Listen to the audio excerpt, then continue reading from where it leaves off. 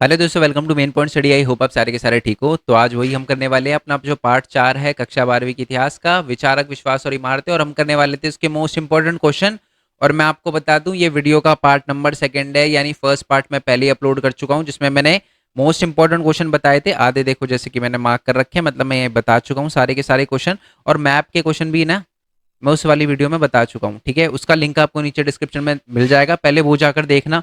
ठीक है, फिर आप इस वाले पार्ट पे आना। ठीक है, चलो जी, अब अपना जो नेक्स्ट वाला क्वेश्चन है वो शुरू कर देते हैं। तो पहला क्वेश्चन है हमारा कि गौतम बुद्ध द्वारा दिए गए मध्यम मार्ग के मुख्य सिद्धांत क्या थे, किन्हीं तीन का वर्णन कीजिए। ठीक है, मैं आपको बताऊं इसको क्या कहते हैं। ये जो मध्यम मार्ग था, आपको पता है ना, गौतम बुद्धा ने बोला था मध्यम मार्ग अपनाओ, और उसमें उन्होंने क्या बोला था, बेसिकली उनके 8 आर्यवर्त थे। ठीक है, आर्यवर्त थे उनके 8, बेसिकली 8 चीजें थी जो उन्होंने बोला था कि 8 चीजों पर आपको फोकस करना है। तो वही बात कौन कौन से मैं अभी सारे बताऊंगा आपको। वैसे तो ये आपके बुक में नहीं दे रखा, बट क्योंकि क्वेश्चन है, आ रखा है क्वेश्चन, इसी वजह से करना इंपॉर्टेंट है। ठीक है, वैसे बहुत ही कॉमन पॉइंट है, बट पहले पढ़ लेते हैं। गौतम बुद्धा ने मध्यम मार्ग का उपदेश दिया, जो काम, क्रोध, देव, ठीक है, देव, दवेश, दवेश गुस्सा, है ना, आदि दोषों से मुक्ति पाने का साधन है। मध्यम मार्ग का पालन करने के लिए उन्होंने अष्टांगिक यानी 8 मार्ग सुझाए। वो 8 मार्ग कौन से थे, जिसमें 8 सिद्धांत है। कौन से 8 सिद्धांत है, ये है वो 8 सिद्धांत। पहला सिद्धांत है सम्यक दृष्टि, सत्य को समझना, सत्य को देखना। सम्यक संकल्प, शुभ इच्छाओं का पालन करना, गलत इच्छाएं ना रखना। सम्यक वाणी, सत्य, हितकारी और प्रेम से बोलना। ठीक है, प्रेम से या अच्छा सा बोलना। सम्यक कर्म, हिंसा ना करना, चोरी ना करना और कुसंगति से बचना। सम्यक आजीविका, पाप के कार्य कभी नहीं करना। सम्यक प्रयत्न, पुण्य करने की प्रेरणा रखना, अच्छे कर्म की, हमेशा अच्छे कर्म करने की प्रेरणा रखना। सम्यक समृद्धि, मन को संयोजित रखना, फोकस रखना। और सम्यक समाधि, मन को एकाग्र रखना। है ना, क्लियर हो गया। तो ये 8 हमारे सिद्धांत थे, इसमें से कोई भी आपको 4-5 तो एटलीस्ट कर लेने। और याद रखना 8 अष्टांगिक हमारे सिद्धांत थे। ठीक है, अष्टांगिक मार्ग थे, और ये बोला थे कि ये सारे के सारे आपको अपनाने हैं। ओके, चलो नेक्स्ट वाले क्वेश्चन पे आते हैं। बौद्ध धर्म के तेजी से फैलने के प्रसार के कारण बताइए। बहुत ज्यादा इंपॉर्टेंट क्वेश्चन है, और इसके अंदर से भी क्वेश्चन बन सकता है। मैं आपको बताऊंगा क्या बन सकता है, बट पहले क्वेश्चन पढ़ लेते हैं। तेजी से फैलने के कारण नीचे निम्नलिखित है। पहला, बुद्ध की शिक्षाएं सरल, सामाजिक और आकर्षक थी। उन्होंने जाति, वर्ण, बलिदान, पूजा आदि को महत्व नहीं दिया। उन्होंने कहा कि आपकी जाति क्या है, धर्म क्या है, उससे कोई फर्क नहीं पड़ता, सारे इक्वल हो। जबकि पहले ऐसे नहीं था। पहले क्या करता था, पहले बहुत ज़्यादा डिस्क्रिमिनेशन होता था। जैसे कि आपको पता ही है, पहले जो है वो जो महिलाएं होती थी और जो शूद्र होते थे, उनको जो पुराण है वो पढ़ने की आज़ादी वगैरह नहीं थी, तो थोड़ा डिस्क्रिमिनेशन ज़्यादा हुआ करता था। ठीक है, बट बौद्ध ने बोला कि ऐसा कुछ नहीं होगा बौद्ध धर्म में। ठीक है, इसलिए लोगों ने बौद्ध धर्म को अपनाया। नेक्स्ट पॉइंट लिखा है, बुद्ध के समकालीन समाज में, ठीक है, मतलब उस टाइम के टाइम में ब्राह्मणवाद, अन्याय, हिंसा, शोषण, कुरीतियां आदि से लोग परेशान थे। उन्हें बौद्ध धर्म में समानता या समता, करुणा, अहिंसा, मुक्ति की प्राप्ति की आशा मिली। उन्हें लगा कि यार अगर हम बौद्ध धर्म अपनाएंगे तो भेदभाव वगैरह इन सारी की सारी कुरीतियों से हम बच पाएंगे। तो इस वजह से भी एग्जाम में घुमा के भी क्वेश्चन आ सकता है कि जब लोग ब्राह्मणवाद, अन्याय, हिंसा, शोषण, कुरीतियों से परेशान थे, ठीक है, तो उस समय बौद्ध धर्म ने उनकी कैसी हेल्प करी। तो यही सारे पॉइंट लिख देना आप लोग। इसलिए वजह से लोगों ने बौद्ध धर्म को अपनाया, क्योंकि वो समता वगैरह और हिंसा वगैरह, असमता यानी समानता के लिए कहता था, हिंसा का पालन करने के लिए कहता था, है ना, और करुणा का भाव रखने के लिए कहता था उनसे जो आपसे कमजोर है। सम्राट अशोक जो थे, उनका भी एक प्रभाव था। उन्होंने भी कहीं ना कहीं आप कह सकते हो बौद्ध धर्म को फैलाने में, स्तूप वगैरह, स्तंभ वगैरह बनाने में अहम भूमिका निभाई थी। और आपको पता ही है हमारा जो नेशनल एम्बलम है वो भी जो है वो अशोका का ही है ना। नेक्स्ट पॉइंट है, संघ का संगठन, संघ वगैरह बनाए गए थे, याद है ना आपको, धम्म, है ना, जिसमें सन्यासी और सन्यासिनी, भिक्षु और भिक्षुनी लिखना चाहिए था, है ना, के माध्यम से भी लोकप्रिय हुआ। और लास्ट में आपको पता है कि हीनयान और महायान के प्रमुख प्रसारक, यानी बहुत सारे लोग जिन्होंने हीनयान अपनाया और महायान अपनाया, उन्होंने अलग अलग जगहों पर जाकर बौद्ध धर्म का प्रसार किया। और उसके बाद नेपाल, भारत, मतलब नेपाल भारत से फिर चाइना फैला, फिर south Korea, north Korea, Japan, ये सारी की सारी जगह। नॉर्थ कोरिया तो एक कम्युनिस्ट कंट्री है, बट फिर भी। नेक्स्ट पॉइंट की बात करते हैं, वैष्णववाद विचारधारा की 3 मुख्य विशेषता बताइए। ऑल दो ऊपर भी एक क्वेश्चन था। सबसे पहले इसमें भक्ति के ईश्वर की प्राप्ति को सर्वोच्च उपाय माना जाता है। मतलब आपको अगर मतलब भक्ति जो है वो सबसे इंपॉर्टेंट मानी जाती है। ठीक है, और इसमें क्या है, विष्णु को सर्वोपरि देवता माना जाता है, और राम जी, कृष्ण जी, नारायण जी, हरि जी, है ना, जगन्नाथ जी, ये सारे के सारे विष्णु के अवतार माने जाते हैं। और इसमें अहिंसा, करुणा, प्रेम, सेवा, समता आदि के मूल्य को महत्वपूर्ण माना जाता है। संसार को माया का परिकल्पना से परे की सत्यता को माना जाता है। मतलब ये संसार जो है उसमें कहीं न कहीं प्रॉब्लम है, बट आप उससे हटकर एक बढ़िया जीवन जी सकते हो अगर आप प्रेम, करुणा और सेवा उनके भाव पे चलो। एक पॉइंट और बता देता हूँ जो मैं अ, लिख सकते हो आप, ठीक है? क्योंकि 3 थे इसलिए मैंने 3 ही लिखे। वो पॉइंट ये है कि आप ये बता सकते हो कि वैष्णववाद में ये माना जाता है कि जब-जब पृथ्वी पर बुराई ज़्यादा बढ़ेगी तो उस समय जो है विष्णु अवतार लेंगे और इसीलिए जो है वो विष्णु जो हैं वो अलग-अलग अवतार लेके धरती पे उन्होंने जन्म लिया था। और मैं आपको बता दूँ बेसिकली 8 जो हैं वो अवतार आ चुके हैं, 9वें हमारे गौतम बुद्धा थे, 10वें अभी तक नहीं आए हैं, वो है कल्कि।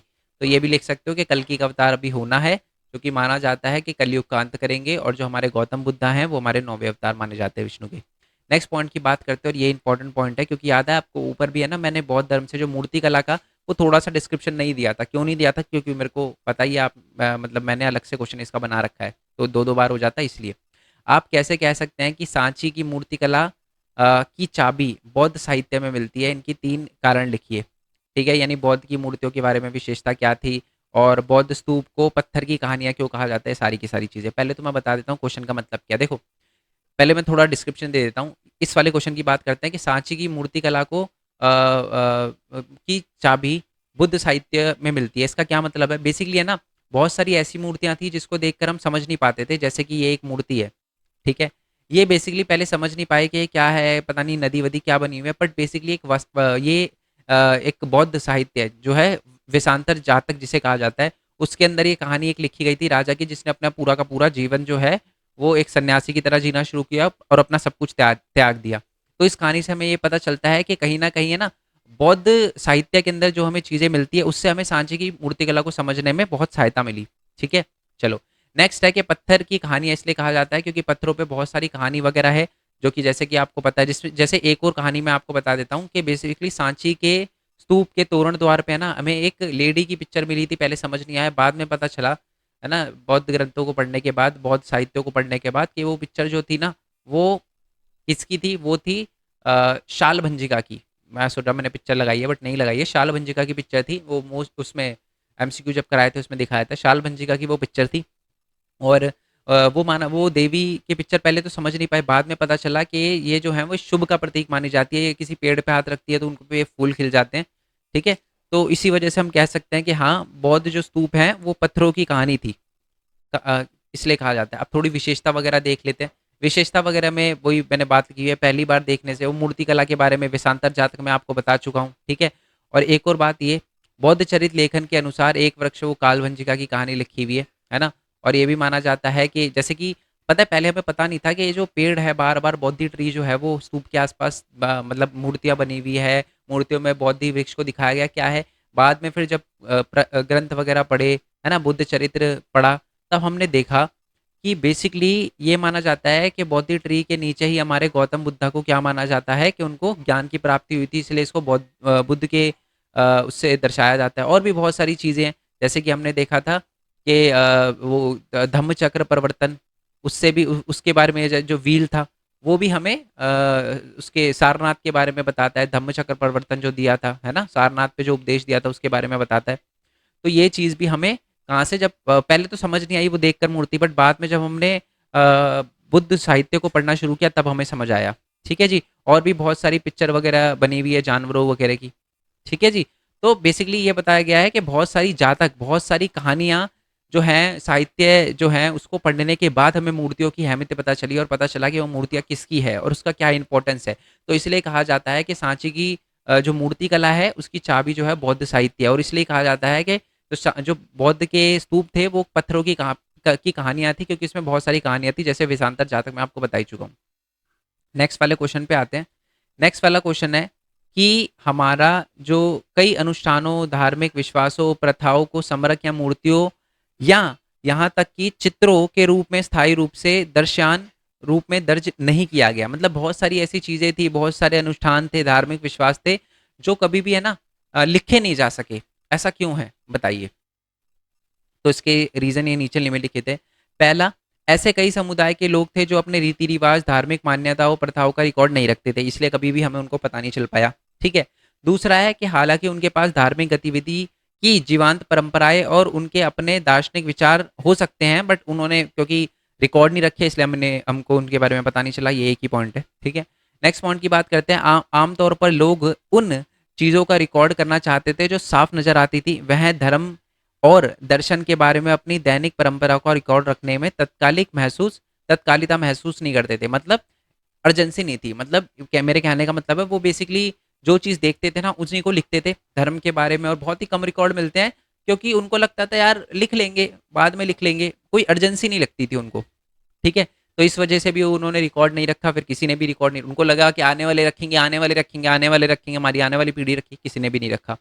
तो इसी वजह से हमें जानकारी नहीं मिलती। और लास्ट पॉइंट है, इस प्रकार हमारे पास समृद्ध दृश्य परंपराओं का आंशिक दृष्टिकोण है जो मूर्तिकला, वास्तुकला और चित्रों के रूप में प्रस्तुत की गई है। इसीलिए है ना हमें जो भी ब्यौरा मिलता है ना वो चित्रों वगैरह से मिलता है ना। और इनमें कोई भी मूर्तियां सदियों से क्षतिग्रस्त हो गई है, बहुत सारी मूर्तियां तो क्षतिग्रस्त भी हो गई है। ठीक है। और इसी वजह से आप कह सकते हो कि कभी भी है ना वो इतिहास में दर्ज नहीं हो सके, क्योंकि बहुत सारी मूर्तियां बनाई गई थी, उसकी इंपॉर्टेंस थी। अब वो मूर्तियां जो है वो नष्ट हो चुकी है, तो इसलिए हमें कभी भी समझ ही नहीं आ पाया है ना उस चीज़ के। जैसे कि मान लो कोई देवी है, उनकी पूजा करी जाती होगी मान लो 10,000 साल पहले, लेट्स एज्यूम। बट किसी ने उसका लिखित ब्यौरा नहीं रखा। अब लिखित ब्यौरा नहीं रखा तो सिर्फ मूर्तियां थी, अब मूर्तियां समय के साथ नष्ट हो गई। इसके लिए कभी पता ही नहीं चला जा सका कि वो जो जिन देवी की पूजा होती थी वो देवी कैसी थी, है ना। क्या उनकी पूजा किस तरीके से करी जाती थी, पता ही नहीं चला जा सका। ठीक है। नेक्स्ट पॉइंट पे आते हैं, और ये बहुत ही ज़्यादा इंपॉर्टेंट क्वेश्चन है कि बुद्ध की शिक्षाएं बताइए। ठीक है। और ये घुमा फिरा के क्वेश्चन आपसे सुत्त पिटक वगैरह के बारे में पूछा जा सकता है, और सुत्त पिटक में जो कहानियां लिखी गई है उनके बारे में शिक्षा कैसे मिलती है वो बता रखा है। मतलब मैं आपको बताऊं, सुत्त पिटक में ना बेसिकली बहुत सारी कहानियां लिखी हुई है। ठीक है। और वो उस कहानियों में कुछ कहानियों में ऐसे है कि बौद्ध को भगवान की तरह दिखाया गया, और कुछ पिक्चर में कुछ स्टोरी में बुद्ध को एक सिद्ध पुरुष की तरह दिखाया गया। ठीक है। तो यही है, तो इसी वजह से हमें शिक्षाओं का पुनर्निर्माण मिलता है। जैसे मैं एक समझा देता हूँ। बुद्ध की एक शिक्षा थी कि जिसका जन्म हुआ ना उसका अंत होगा, दुखों से ग्रसित है तो अगर आपको आपका अंत हो रहा है तो आप क्या करो कि एक सिद्धि पाके अंत हो, आपका निर्वाण प्राप्त करो, है ना। निर्वाण का मतलब मुक्ति मिल जाए आपको। मुक्ति के लिए आप कभी कभी भी ट्राई करते रहो, अपने मन को शांत रखते रहो, अच्छा सोचो। कंफ्यूज तो नहीं हो रहे ना, दोबारा से सुन लो, मैं दोबारा बता देता हूँ ये क्वेश्चन क्या है। क्वेश्चन सिंपल है कि ना बुद्ध की शिक्षाओं के बारे में बताना है ना। क्वेश्चन सिंपल है, बुद्ध धर्म के शाश्वत सत्य लिखिए, यानी जो उनका शिक्षाएं हैं वो लिखिए, शिक्षाओं को संक्षेप में बताइए, है ना। और शिक्षा लिखिए। अब इसमें बच्चे कंफ्यूज हो रहे होंगे, सुत्त पिटक क्या आ गया सर। बेसिकली मैं आपको बता दूं, सुत्त पिटक में बहुत सारी कहानियां लिखी हुई है। कहानियों के माध्यम से हमें बहुत सारी शिक्षाएं मिलती है, तो वो शिक्षाएं बतानी है, तो इसलिए ये क्वेश्चन लिखा हुआ है, तो कंफ्यूज नहीं हो रहा। आई होप आप मैं आपको अच्छे से डिफरेंस बता पाया क्वेश्चन में। ठीक है। अब बौद्ध धर्म की शिक्षाएं कौन कौन सी थी वो देख लेते हैं। सारी शिक्षाएं लिखी हुई है कौन सी, कि जो संसार है ना वो क्षणिक है, क्षणिक यानी अनिश्चय है और निरंतर परिवर्तनशील है, चेंज होता रहता है। यह निष्प्राण है, क्योंकि इसमें कुछ ही स्थायी और शाश्वत नहीं है। मतलब हर चीज जो है ना वो टेम्परेरी है, कोई भी चीज परमानेंट नहीं है, चेंज होती रहती है। ठीक है। यही बात लिखी हुई है। दूसरा है कि इसे रणभंगुर संसार में दुख मानव का अ, अस्तित्व में अंतर्निहित है। मैंने ना थोड़ी टफ लैंग्वेज लिखी है क्योंकि ऐसे महंगे वर्ड एग्जाम में यूज करोगे तो ज्यादा अच्छा रहेगा, बट मैं मतलब समझा देता हूँ कि आप नॉर्मल भाषा में भी लिख पाओ। पहले पॉइंट का तो मतलब समझ गए ना, कि संसार जो है उस वो जो है वो परिवर्तनशील है, चेंज होता रहता है, इसमें यहाँ पर कुछ भी स्थायी नहीं है। दूसरा पॉइंट लिखा है कि ये जो चेंज होते हुए संसार में ना एक चीज जो है वो लोगों के साथ रहती रहती है, वो है दुख। ये भी हमारे गौतम बुद्धा की शिक्षा है। अब मैं ना इसके बाद एक वो स्टोरी भी बताऊंगा जो याद रखनी है आपको। घोर तपस्या और भोग विलास के बीच संयम का मार्ग अपनाकर मनुष्य जो है वो संसारिक दुखों से उठकर मतलब संसार से ऊपर उठकर उपयोग कर सकता है। मतलब बेसिकली वो एक मध्यम मार्ग अपनाकर मुक्ति पा सकता है। नेक्स्ट पॉइंट की बात करते हैं। उन्होंने राजा, गृहपति और जो लोग हैं उनको बोला कि आप अच्छे रहो, क्योंकि बेसिकली आपको राजा ना भगवान ने नहीं, आपको लोगों ने ही बनाया है, तो लोगों के लिए अच्छा काम करो, ये उनका बोलना था। सबको अच्छा काम करना चाहिए। नेक्स्ट है, उन्होंने पुनर्जन्म के चक्र से बचने के लिए मतलब आत्म साक्षात्कार और निब्बान यानी जो है वो अहंकार या इच्छा का शमन, इच्छा को खत्म करना, ये सारी की सारी बात बोली थी। मतलब मेरे कहने का मतलब है बेसिकली उन्होंने ये बोला था कि अगर आपको पुनर्जन्म से छुट्टी पानी है, मुक्ति चाहिए आपको, तो बेसिकली आत्म साक्षात्कार यानी अपनी इच्छाएं त्याग दो, अहंकार मत रखो, ये सारी की सारी चीजें अपने से खत्म कर दो, आपको मुक्ति मिल जाएगी। ठीक है। नेक्स्ट पॉइंट है, इससे संसार का त्याग करने वालों के लिए कष्ट का चक्र समाप्त हो जाता है। ठीक है, इसका मतलब है इससे जो संसार का अगर कोई त्याग कर देता है तो हाँ वो कष्टों के चक्र से क्योंकि उसे फिर फर्क ही नहीं पड़ेगा किसी चीज से, है ना। तो ये भी बौद्ध की एक शिक्षा थी। और लास्ट में उन्होंने जो बात बोली थी वो सबसे इंपॉर्टेंट है। उन्होंने अपने अनुयायी के को ये बोला था कि अपने आप में दीपक बने, क्योंकि आप सभी को अपनी मुक्ति के लिए स्वयं प्रयास करना होगा। तो ये सारी की सारी हमारे बौद्ध धर्म की शिक्षाएं थी। क्या क्या शिक्षाएं थी? पहला, जो दुनिया है वो परिवर्तनशील है, चेंज होती रहती है, इसमें कोई भी चीज़ परमानेंट नहीं है, इस चीज़ का आपको ध्यान रखना है, ये शिक्षा थी। दूसरा, इस चेंज होते समाज में, संसार में एक चीज़ जो परमानेंट आपके साथ रहेगी वो दुख। ठीक है। और अगर आप तपस्या वगैरह करोगे और मध्यम मार्ग अपनाओगे तो इस दुख से छुट्टी पा सकते हो। राजाओं को बोला जाता था, ये सलाह दी गई थी कि आप नैतिक रहो, अच्छे रहो। ठीक है, क्योंकि आपको ये दैवीय उत्पत्ति नहीं है, आपको मनुष्य ने राजा बनाया है। ठीक है। और आप पुनर्जन्म से बच सकते हो अगर आप निब्बान वगैरह इन अपनी जो आत्म साक्षात्कार कर लो और ये सारे के सारे जो इच्छाएं हैं, अहंकार है, उसे खत्म कर दो। ठीक है। और लास्ट उन्होंने बोला था कि संसार को अगर आप त्याग दोगे तो आप कष्ट के से छुट्टी पा सकते हो। ठीक है। उन्होंने लास्ट में बोला था कि खुद के दीपक बनो। ये कुछ शिक्षाएं थी जो कि सुत्त पिटक में लिखी हुई है। सुत्त पिटक में एक और चीज है, और यही देखो क्वेश्चन आ गया कि सुत्त पिटक ने में बौद्ध धर्म के दर्शन और पुनर्निर्माण कैसे किया, और वर्णन करे कि सुत्त पिटक की कहानियां बौद्ध धर्म की शिक्षाएं का पुनर्निर्माण कैसे किया गया। अब मैं ना थोड़ा बता देता हूँ, ध्यान से सुनना। ऊपर है ना एक पॉइंट मिलता है आपको कि संसार जो है वो दुख से भरा हुआ है, ये पॉइंट है ना। अब है ना यही चीज जो है ना वो कहानी के माध्यम से बता रखी है। मैं आपको एक कहानी सुना देता हूँ, ध्यान से मेरी बात सुनना, ही आपकी बुक में भी लिखी हुई है कि बेसिकली ना एक बच्चा था, उसका देहांत हो जाता है बहुत कम उम्र में। उसकी माता बहुत परेशान होती है कि यार मेरा बच्चा था, अभी तक उसने कुछ जीवन भी नहीं देखा और उसका देहांत हो गया। फिर उन्होंने सुना गौतम बुद्धा के बारे में कि जी वो बहुत ही सिद्ध पुरुष हैं, वो कुछ भी कर सकते हैं, चमत्कार वगैरह सारी चीज़ें कर सकते हैं। तो उन्होंने कहा कि यार अपने बच्चे के लिए वो कुछ भी कर सकती थी, हर माँ अपने बच्चे के लिए कुछ भी कर सकती है। तो वो जाती है गौतम बुद्धा के पास अपने बच्चे का शरीर लेकर और बोलती है कि इसमें प्राण भर दो आप, क्योंकि मेरे बच्चे ने कुछ भी नहीं देखा है। तो गौतम बुद्धा पहले सोचते हैं, उसे लगता है यार इस माँ को मैं क्या बोलूँ, क्योंकि अब उसे तो अब उसे बस इस चीज़ का फर्क पड़ता है कि यार मेरा बच्चा है वो चला गया है ना। और उनको ये भी बताना था कि यार मतलब पृथ्वी में जो उनकी शिक्षा थी गौतम बुद्धा की कि इस पृथ्वी पर आपको, संसार के अंदर आपको कष्ट जरूर मिलेगा। ठीक है।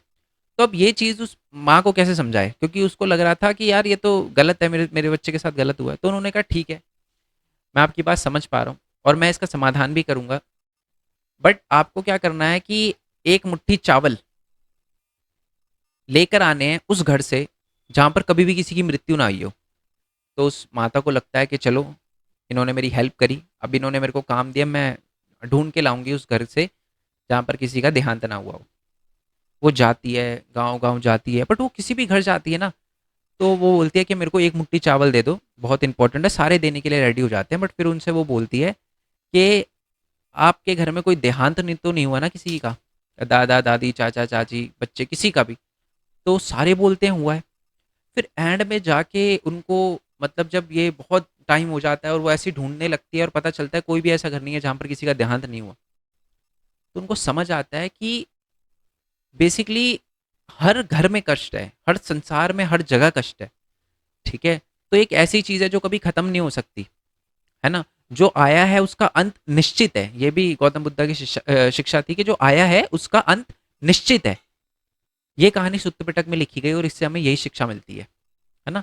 समझ पा रहे हो ना? तो इसी से हमें पुनर्निर्माण के बारे में, मतलब इससे पता चलता है कि सुत्त पिटक में जो भी कहानियां लिखी हुई है ना वो शिक्षाओं को ही दिखाती है गौतम बुद्धा के, और यही पूरा का पूरा आंसर लिखा हुआ है ना। तो बच्चे के पुनर्जन्म की वो पूरी की पूरी कहानियां लिखी हुई है। तो बेसिकली सुत्त पिटक में दो तरह की कहानी थी, एक कहानियों में तो गौतम बुद्धा को भगवान की तरह लौकिक पावर तरह दिखाया गया हो, और एक कुछ स्टोरी ऐसी थी जिसमें बेसिकली ये दिखाया गया हो कि कितना कितने सिद्ध पुरुष थे, कितने बढ़िया तरीके से लोगों को समझाते थे, अपनी शिक्षाएं लोगों को समान बोली में कैसे वो देते थे। वो चाहते तो उस महिला को बोल सकते थे कि जो आया है उसका मरना निश्चित है, बट उन्होंने ऐसा नहीं किया। उन्होंने उस फीमेल को खुद, उस लेडी को, उस माँ को खुद एक्सेप्ट करने दिया, खुद सोचने पे मजबूर कर दिया कि हाँ, जो आया है उसका अंत तो निश्चित ही है। ठीक है, चलो, बाकी ये सारे के सारे, ये लास्ट था, इसको आप रीड कर लेना। ये सारी सारी शिक्षाएं वगैरह जो मैंने बोला सुत्त पिटक में शामिल है। अच्छा, विनय पिटक भी था। विनय पिटक में क्या लिखा हुआ है? 3 पिटक है, अभिधम पिटक, सुत्त पिटक और हमारा विनय पिटक। विनय पिटक, सुत्त पिटक में तो शिक्षाएं, विनय पिटक में बेसिकली जो कानून वगैरह नियम होते हैं ना, जो हमारे मठवासियों को यानी भिक्षु भिक्षुआइन को मानने पड़ते हैं, वो लिखे हुए हैं। ठीक है, ओके जी। बाकी इसकी पीडीएफ आपको यहाँ तो हमारी वेबसाइट पे मिल जाएगी, mainpointstudy.in पे। गूगल पे जाके लिखोगे ना मेन पॉइंट स्टडी, तो आपके सामने वेबसाइट आ जाएगी, यहाँ पर क्लिक करोगे, वेबसाइट ओपन हो जाएगी। अभी तो मैंने क्लास 12 के नोट्स अपलोड नहीं किए, बट क्या पता ये वीडियो अपलोड करते के साथ ही नोट्स अपलोड हो जाए, तो आप चेक कर लेना एक बार। और आप अगर सपोर्ट करना चाहो तो कॉन्ट्रीब्यूटर्स के बटन पे क्लिक करके आप हमको सपोर्ट कर सकते हो। सपोर्ट कितना छोटा है बड़ा है वो मैटर नहीं करता, आपका सपोर्ट मैटर करता है, क्योंकि आपको पता है कि मैं नोट्स एकदम फ्री दे रहा हूँ। मैं भी चाहता तो बाकियों की तरह नोट्स पे प्राइस टैग लगा सकता था, बट मेरे को नहीं लगाना, क्योंकि मैं चाहता हूँ सब बच्चे फ़ायदा उठाए। ठीक है, हर बच्चा, क्या पता किसी के पास, चाहे मैं बेसिक बहुत कम अमाउंट लगाऊं, बट क्या पता किसी के लिए वो ज़्यादा हो, तो मेरे को ऐसा काम ही नहीं करना। ठीक है, तो अगर कोई बच्चा केपेबल है, वो सपोर्ट कर सकता है तो ज़रूर करे। बाकी अगर नहीं कर सकते, जो बच्चे नहीं कर सकते, कोई बात नहीं बच्चे, आप अच्छे नंबर लाओ, वो मेरे लिए सबसे बड़ी, आप कह सकते हो मेरा निर्वाण प्राप्त हो जाएगा। जिस दिन आप फुल मार्क्स लेकर आओगे, 100 आउट ऑफ 100 का स्क्रीनशॉट भेजोगे कि सर ये लो सर, इसमें 0.1% पार्टिसिपेशन आपका है, वहीं आत्मा की तृप्ति हो जाएगी मेरी। ठीक है जी, चलो, ये बात आई होप आपको क्लियर हो गई हो। बाकी हमारे डिफरेंट डिफरेंट चैनल है, जैसे एक चैनल मेरा व्लॉगिंग चैनल है भरत कुमार खोरवाल का, तो इसे आप ज्वाइन कर लेना। मेन पॉइंट स्टडी पर जहाँ पर आप ये वीडियो देख रहे हो, उस चैनल को सब्सक्राइब कर लेना, क्योंकि अपने को जल्दी से 2.5 लाख करने हैं। 2,33,000 हो गए, जल्दी से 2.5 लाख करने हैं। ठीक है, और अगर 2.5 लाख हो गए हों जब आप ये वीडियो देख रहे हो, तो समझ लो 3 लाख करने हैं। 3 लाख हो गए तो मिलियन करने हैं। मिलियन कर, अगर मिलियन हो गए हो, वैसे तो मेरे को लगता नहीं मिलियन होंगे, ठीक है, बट अगर हो गए हो तो बहुत बहुत धन्यवाद है जी। बाकी मेन पॉइंट टेक का चैनल है, यहाँ पर मैं ये बताता हूँ स्टूडेंट अर्न कैसे कर सकता है, तो आप इस चैनल को भी देख लेना, इंपॉर्टेंट चैनल है ये। अलग अलग तरीके बताता हूँ जिससे एक स्टूडेंट जो कि स्कूल में पढ़ता है वो अर्न कर सकते, क्योंकि बहुत ज़्यादा ज़रूरी है यार आगे चल के आपको। या तो कभी कभी यार ऐसे होता है जिसकी फाइनेंशियल हालत सही नहीं होती ना, उसके पास दो चॉइस आती है, या तो पढ़ लो या काम कर लो। आपके साथ ऐसा ना हो, तो इसलिए आप पढ़ते पढ़ते अगर काम करोगे, ठीक है, जिससे आपका कम टाइम देना पड़े, तो वो ज़्यादा सही रहेगा। ठीक है, बाकी मिलते हैं जी नेक्स्ट वीडियो में। टेलीग्राम चैनल ज्वाइन कर लेना, मैं दिखा देता हूँ टेलीग्राम चैनल। ये रहा मेन पॉइंट स्टडी 12 लिखोगे, टेलीग्राम चैनल है, यहीं पर पीडीएफ वगैरह मिल जाएगी नोट्स की। और जो एमसीक्यू है ना, इस चैप्टर के एमसीक्यू, ये एमसीक्यू वगैरह ये भी अपलोड कर चुका हूँ, लिंक नीचे डिस्क्रिप्शन मिल जाएगा। हर एक चैप्टर के एमसीक्यू और मोस्ट इंपॉर्टेंट क्वेश्चन, चैप्टर के नोट्स सारे मिल जाएंगे। मिलते हैं नेक्स्ट वीडियो में, तब तक के लिए थैंक यू सो मच। जय हिंद, जय भारत, वंदे मातरम। Thanks for your support, bye bye.